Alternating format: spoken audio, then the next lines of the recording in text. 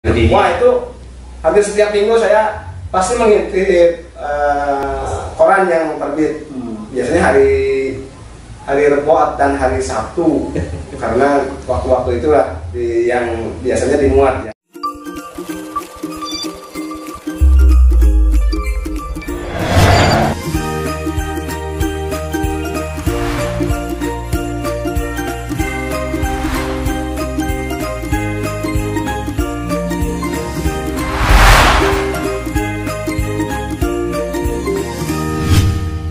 Bertemu kembali dengan channel Perspektif Sosiologi. Kali ini saya akan membicarakan tentang satu tema yang sangat menarik dan ya penting sebenarnya, yaitu tentang dunia kepenulisan dan juga tentang dunia literasi.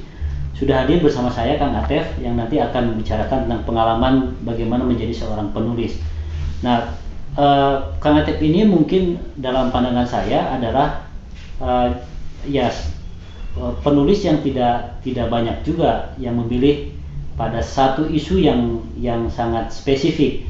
Jadi Kang Atef ini dikenal oleh publik sebagai penulis tentang tradisi Sunda, terutama ya tradisi lokal, dan bagi saya mungkin itu menjadi satu pilihan topik yang mungkin bisa jadi sunyi gitu ya.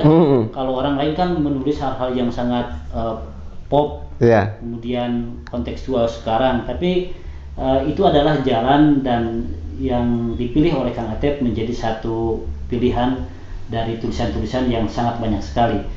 Nah, Kang Atef ini ceritanya. Jadi pengalaman apa yang kemudian mengantar Kang Atef memilih dunia tulis menulis dan dunia literasi?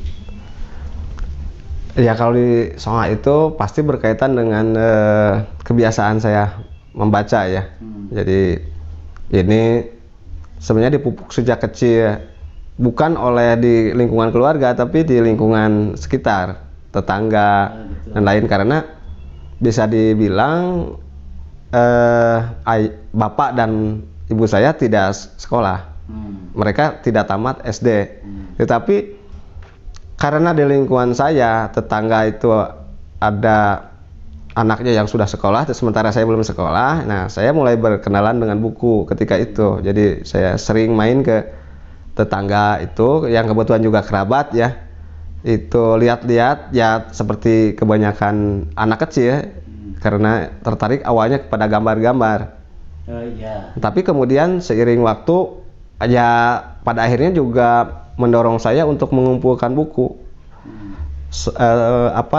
Buku-buku bekas ya. Itu saya cari, misalnya saya ketika kecil suka bermain ke tempat-tempat sampah, memulung buku bekas, atau misalnya guntingan-guntingan koran, clipping. Jadi waktu sejak kecil juga sudah, meskipun latar belakang keluarga tidak ada yang sekolah, tapi karena ada di lingkungan sekitar yang sekolah, kemudian saya juga jadi tertarik gitu ya, tertarik membaca, mengumpulkan buku-buku bekas, majalah bekas dan lain-lain dari tempat-tempat tadi, pembuangan sampah dan lain-lain. Bahkan pernah sempat juga di kuburan, pernah saya nemukan buku. Buku gitu. Jadi gimana ya? Nggak tahu, saya juga ketika itu kan orang tua punya kerbau ya, jadi saya jadi penggembala, jadi tukang angon munding. Jadi suatu ketika mungkin kelas 5 atau 6 SD, saya kebagian menggembala kerbau di makam, setelah membajak gitu, setelah digunakan si kerbaunya membajak sawah, saya yang menggembala. Nah, karena lokasinya dekat makam, pemakaman besar di kampung saya di daerah Babakan Sukajadi, Tanjung Laya. Nah, saya ke situ yang di sebelah timurnya perbatasan dengan kampung. Jadi makam itu kan berbatasan dengan kampung. Nah, di perbatasannya itu ada tempat pembuangan sampah orang. Nah, di situ saya nemukan buku. Buku. Canak buku. Ya, sampai sekarang masih saya simpan. Masih ada. Apa judulnya?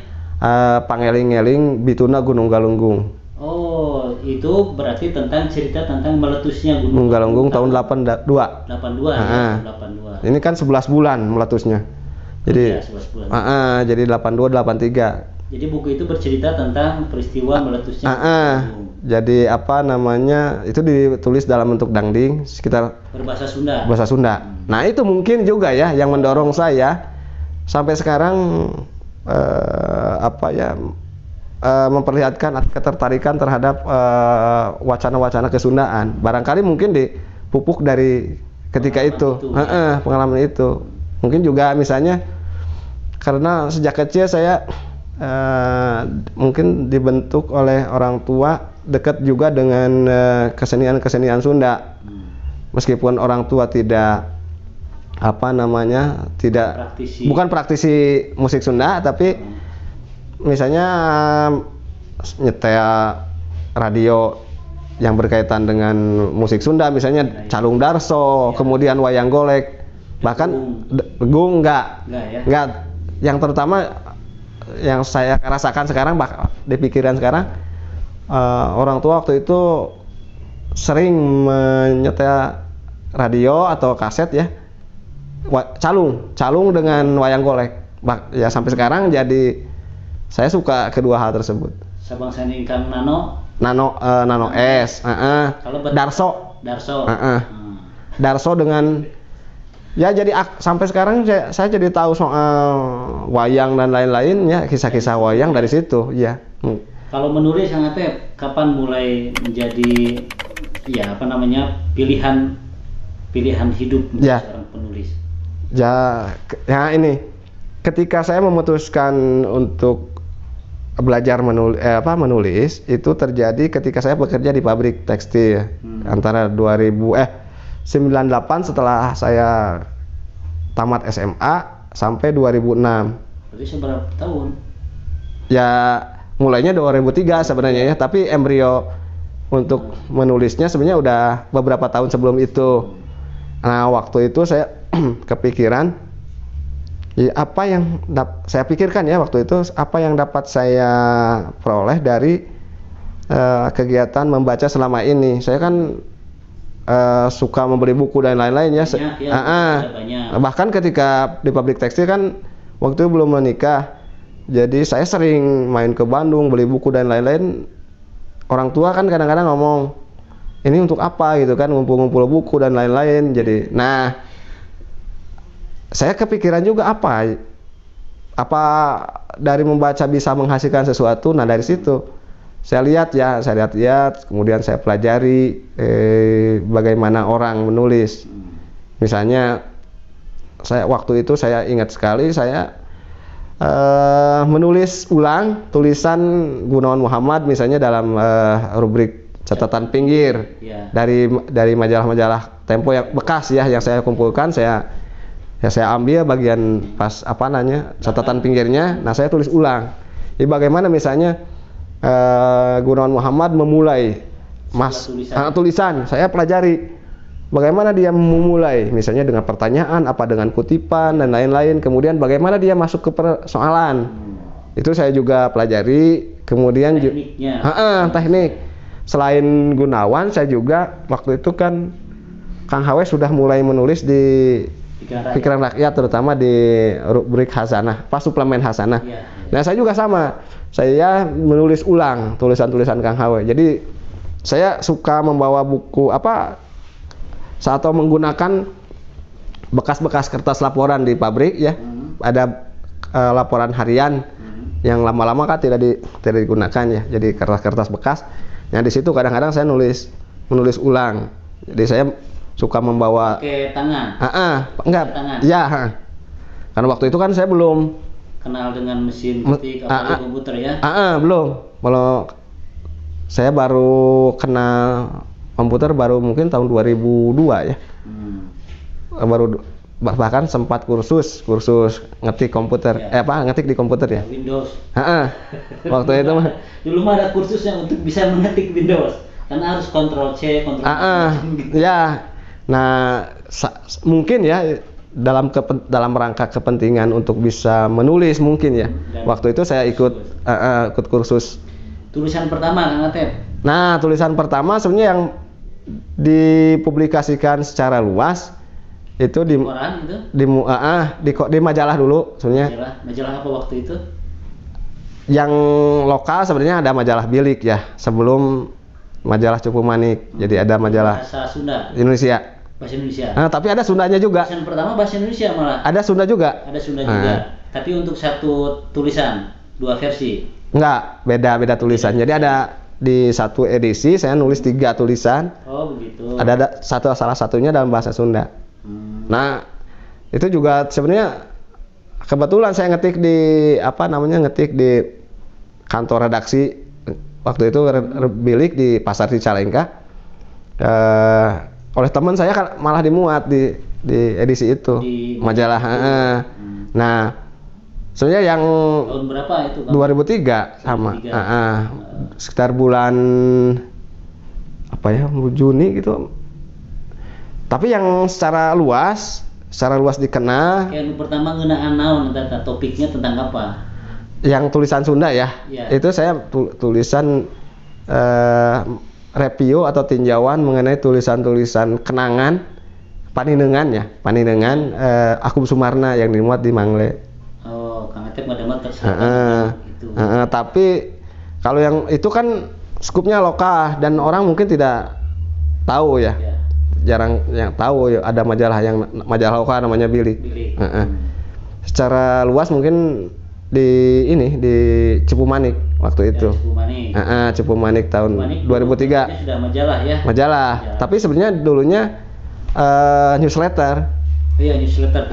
Ada kan dulu sebagai salah satu rekomendasi dari adanya Konferensi Internasional Budaya Sunda 2001 itu kan pendirian Pusat Studi Sunda dan publikasi ya. Nah, di lingkungan Kiblat Buku Utama di jalan waktu itu Jalan Karawitan 46 itu didirikan semacam klub buku, namanya Klub Buku Giri Mukti. Klub buku ini menerbitkan publikasi namanya Lalayang Giri Mukti. Nah, ini embrio untuk nantinya jadi majalah Sunda Cupu Manik. Nah, karena waktu itu saya sering datang ke penerbit Kiblat untuk membeli buku dan kenal dengan Kang Hawe, Kang Rahmat Taufik Hidayat, direkturnya dan lain-lain gitu di lingkungan itu. Nah, saya diajak oleh Kang Hawe, ditawari oleh Kang Hawe, coba menulis di situ gitu. Jadi dengan kebaikan Kang Hawe, saya waktu itu kan nulisnya masih pakai disket, Kang. Ya. Disket yang bentuknya kotak. Saya ngetik waktu itu ngetik di mana ya? Mungkin di majalah Bilik di situ, di Cicalengka, di komputer itu, kemudian dimasukkan ke disket yang segede gini ya. Saya bawa ke redaksi situ sama Kang Hawe mungkin di edit dan lain-lain. Jadi waktu itu nulis tentang apa? Waktu itu kan diarahkan oleh Kang Hawe resensi buku. Resensi buku Sunda. Ada kalau tidak salah mengenai bukunya Ki Umbara. Sastra dakwah Ki Umbara kalau nggak salah ya. Nah, itu sekitar bulan Juni. Nah, akhir tahun Desember 2003. Konteksnya waktu itu kan lagi marak pembajakan buku di Yogyakarta. Pembajakan itu maksudnya sweeping, ngebajak buku kopi gitu. Ya, copyright lah, berkaitan dengan copyright waktu itu. Di antaranya ada satu buku yang diterbitkan oleh Pustaka Jaya yang dibajak oleh penerbit di Jogja. Nah, saya melihat itu, kemudian saya tawarkan ke Kang Hawe, Kang, bagaimana kalau menurut saya menulis ini dalam bahasa Indonesia. Oh iya, inilah disemangati oleh Kang Hawe, saya nulis. Kemudian setelah beres, saya tulisan tersebut disetorkan oleh Kang Hawe. Waktu itu saya belum mengenal email ya, belum tahu bagaimana email. Saya baru tahu email mungkin tahun 2005 atau 2006. Ketika saya sudah ke Bandung oleh Kang Hawe tulisan tersebut mungkin diedit dan lain-lain, bahkan sampai dikirimkan ke PR. Nah, di PR itulah tulisan saya pertama bulan Desember 2003 dimuat. Mulai ke Pikiran Rakyat. Judulnya Menguatnya Pembajakan. Masih ingat judulnya? Di kolom yang mana? Di Opini. dekat Opini, sebenarnya bukan di Opini persis ya, tapi di sebelahnya, mungkin di sebelahnya Opini. Jadi kalau yang generasi yang sekarang yang tidak tahu koran cetak, itu dulu di koran cetak itu ada rubrikasi. Nah, salah satu rubrikasi yang penting dan sering menjadi menjadi kolom untuk para penulis lepas masuk tulisannya ke situ adalah kolom opini. Dan itu menjadi salah satu ya prestasi ya. Prestasi kalau kita menulis kemudian dipublikasikan dalam kolom opini, apalagi di halaman yang paling pertama. Gitu. Iya. Soalnya di situ juga disebutkan saya disebutkan buruh tekstil di Bandung, kemudian tinggal di Cikancung ya. Tinggal di Cikancung. Nah, oh, identitasnya. Jadi kan jadi heboh di waktu itu saya sudah menikah tahun 2003 Desember itu sudah, karena saya menikah kalau tidak salah ya pertengahan tahun 2003. Karena nah, setelah itu sampai sekarang Kang Atep sudah berapa tulisan yang di koran, tulisan-tulisan lepas gitu? Saya sempat pasti di clipping kan? Ya, sempat menghitung dan ya diinventarisasi itu dengan semua ya terjemahan dan lain-lain, itu mungkin sekarang 700-an tulisan. 700-an tulisan ya? Yang tulisan lepas yang di koran. Koran, majalah dan lain-lain ya. Yang bahasa Sunda termasuk yang di situ juga? Ya, termasuk semua. Kalau buku? Buku kalau yang untuk sendiri baru berapa ya? Satu. Ini diantaranya yang tadi ya, yang ini yang kurir. Terus ini yang zaman Wonang. Terus googling. Gutenberg. Ini khusus mengenai literasi. Literasi. Nah, di antara buku yang pernah ditulis Kang Atep, ya yang punya kesan yang mendalam gitulah ya, dan keterlibatan emosi dalam menulis itu yang mana? Sebenarnya yang melibatkan emosi dan lain-lain sebenarnya yang itu yang googling Gutenberg. Itu kan pada mulanya kebanyakannya pernah dimuat di rubrik rubrik di salah satu rubrik di PR khusus mengenai teknologi. Oh iya, saya tahu. Nah, saya di situ sering dulu dengan para penulis muda yang lain, misalnya Sukron Abdillah dan lain-lain, saya sering nulis bareng Mang Ukon. Jadi kadang-kadang gantian, seolah-olah kayak gantian. Waktu itu kan bisa dikatakan saya hidup dari tulisan ketika jadi tulisan itu menjadi profesi ya. Karena ketika saya kuliah antara 2008 sampai 2012 saya tidak punya pekerjaan tetap. Hidup saya mengandalkan dari menulis. Nah, tapi untungnya waktu itu media cetaknya masih banyak di Bandung dan Jakarta. Saya banyak pilihan. Makanya bisa misalnya satu minggu tulisan dimuat di 2 tempat. Ya, tulisannya beda-beda sih ya. Misalnya ada di Pikiran Rakyat, kemudian ada di Kompas Jawa Barat, edisi Jawa Barat. Misalnya, atau juga misalnya dengan Tribun Jabar, Galamedia, ya tambah misalnya dengan media Sunda gitu kan.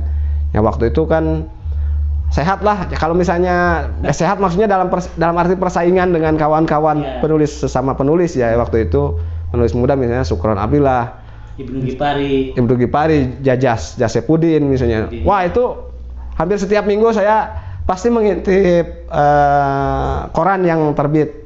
Biasanya hari Rebo dan hari Sabtu, karena waktu-waktu itulah yang biasanya dimuat ya di rubrik-rubrik tertentu. Jadi honor pertama berapa dapat yang apa? Kalau di PR honor pertama 200 ya, yang pertama itu menjadi masuk ke dalam kategori penulis pemula. Kalau di Cupu Manik 100.000 itu paling gede sebenarnya waktu itu. Iya, waktu itu. Bahkan sampai sekarang mungkin untuk media Sunda Cupu Manik paling gede. Oh, yang untuk media berbahasa Sunda. Tetap paling gede kalau dibandingkan dengan yang lain. Mangle jangan dibilang ya. Tapi itu menjadi satu prestasi kan kalau bisa menulis di Mangle. Iya. Untuk bahasa Sunda kan. Ya kalau misalnya di level Jawa Barat, kalau bisa tulisan kita sudah masuk ke Pikiran Rakyat, itu sudah masuk pada mungkin level tertinggi ya. Iya, kalau Jawa Barat. Penulisan. Iya. Kalau yang berbahasa Sunda mungkin muncul di Mangle. Nah. Mangle itu bisa jadi barometer sebenarnya kalau dulu jadi barometer untuk katakanlah kesastrawanan, kepenyairan atau kesastrawanan Sunda gitu. Menulis di Mangle. Bisa bahkan mungkin sekarang karena kan media Sunda tinggal berapa ya, berarti tinggal Pecupu Manik sudah tidak ada, sudah tidak terbit. Tinggal Mangle dengan Garuda, dan ada juga Ujung Galuh, kemudian Sunda Midang. Mungkin 4 lagi ya. Nah, penulis yang idola lah gitu. Tingkat nasional saha?